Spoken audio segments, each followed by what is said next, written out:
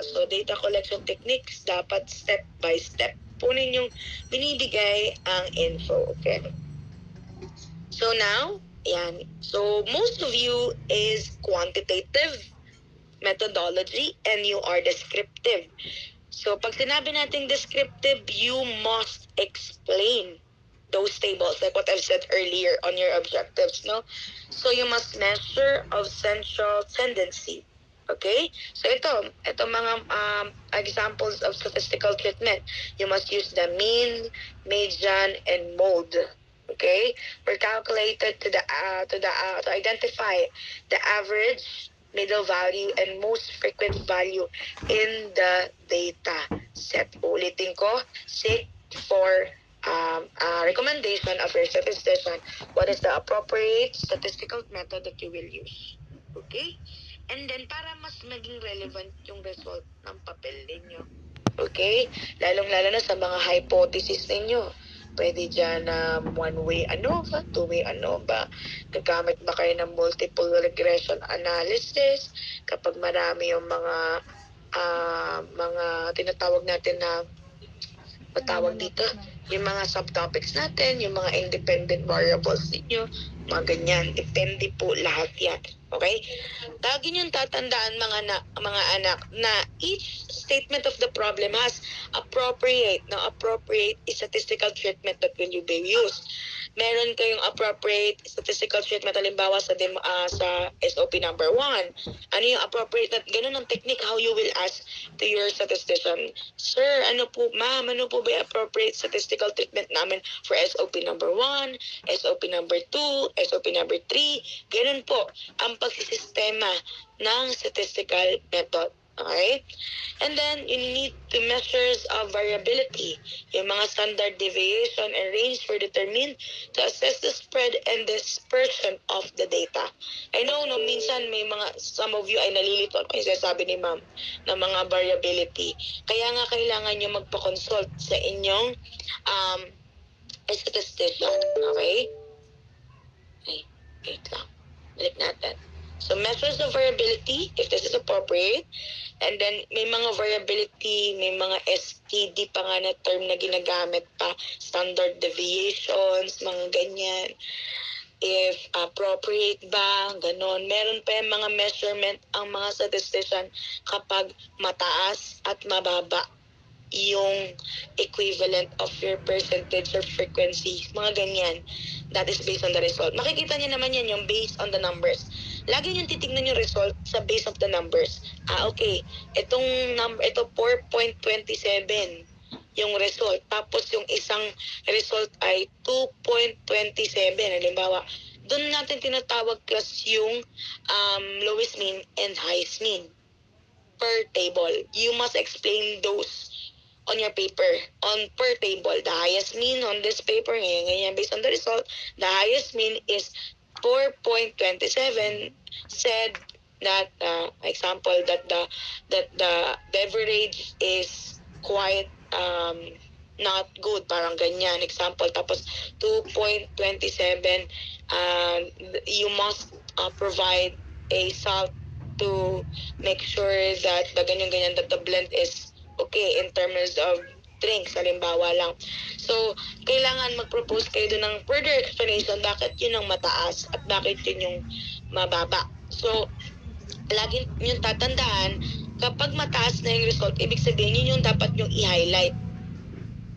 Okay? Dapat yun yung mga hina-highlight niya sa inyong i-take note niyo yung mga sinasabi ko ha, kasi yung sinasabi ko is some technique for you to understand well how you will compose your paper. Ulitin ko sa table. Imagine niyo yung sasabi ni mama kasi hindi ako makapag-draw dito sa aking cellphone. I'm using only cellphone. So, example, we have the result now. We have the table. Tapos meron dyan mga numbers, no? Based on the result, ganyan. Tingnan niyo yung mga dating mga papers sa library. Yung mga naging existing result. Pansin nyo doon, may highest and lowest mean. Ang tawag doon, may highest result of the survey, di ba, yung 5, 4, 3, 2, 1, pinakamataas is question number 1, di ba? Per subtopic, may 5 question kayo. Okay? And then, May sumagot doon 4 lang, may mga sumagot doon 1 lang. So, yung pinakamababang number, ulitin ko, pinakamababang result na number, yun yung kailangan yung bigyan ng improvement. Ulitin ko ha. Tapos yung pinakamataas na result per table, yun po yung bibigyan nyo ng highlight. Okay? So, highlight. Ibig sabihin, yun yung pagpapatibayin ninyo kasi dahil yung strength ng result. Tapos kapag lowest mean result, yun yung bibigyan nyo ng mga improvement plan. Di ba may mga improvement plan kayo? No? Na kailangan, example, product development yung ginawa nyo. Itong area na to, ito yung pinakamababang result. Ito yung bibigyan nyo ng solusyon. Bibigyan nyo ng recommendation. Okay? So, yung mga highest ninyo, yung mga highest result per subtopics of your questionnaires, yun yung lalagay niyo sa conclusions niyo. Kasi yun yung mga hina-highlight niyo. Ulitin ko sa inyo, ang conclusion is for conclusion. For highlight. Highlight the highest. Determination. Ano yung pinagtibay ng papel ninyo. That is the summarization of your tables. Okay? Now, next one, data distribution. Histograms and frequency distributions were used to visualize the pattern and the shape of the data. Okay? So, pag data distribution, no, ibig sabihin, ito yung pang-survey na kayo.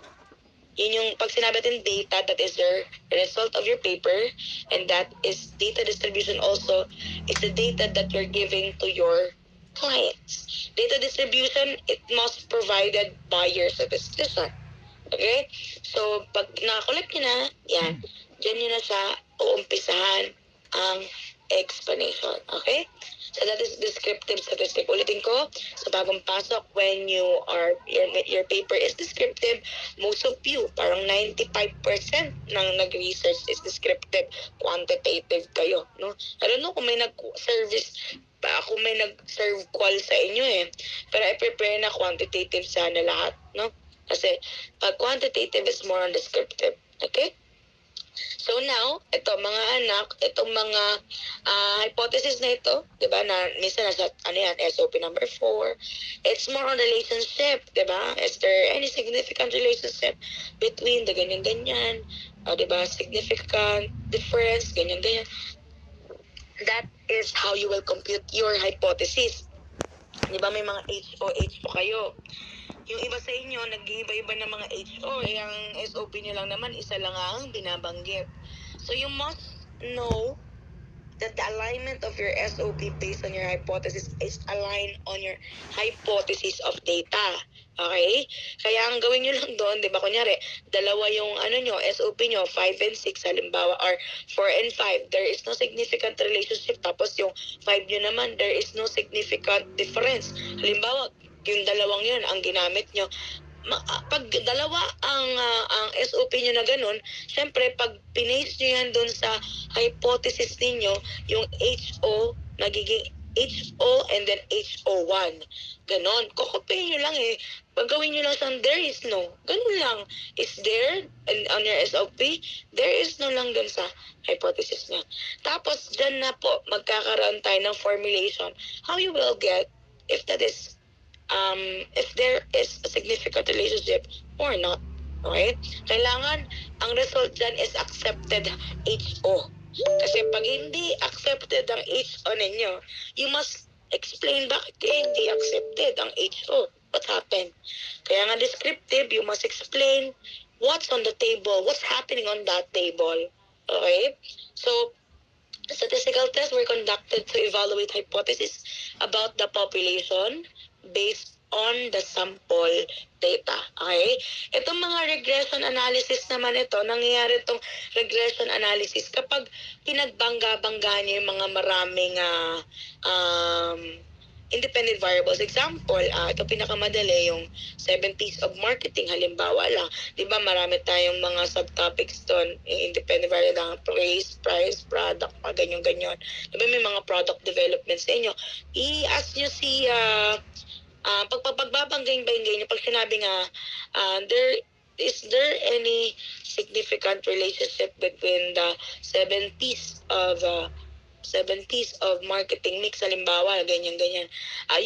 You must confirm that on your statistician if that is applicable on your paper, on your statistics, no? Kasi ganun yung ginagamit nila, the regression analysis. Okay? So, ayan. And then, um, regression analysis is a relationship between variables, di ba? Were examined to identify predictive patterns and understand the influence of, ayan ang sinasabi ko sa inyo, one variable on another variable. Okay? Kung ngari, service qual, regression ba dapat ang gamitin dyan? No? So you must ask your advisor and your statistician about this. Pero ulitin ko, nangyayari po ang regression analysis kapag may pinagbabangga-bangga kayong mga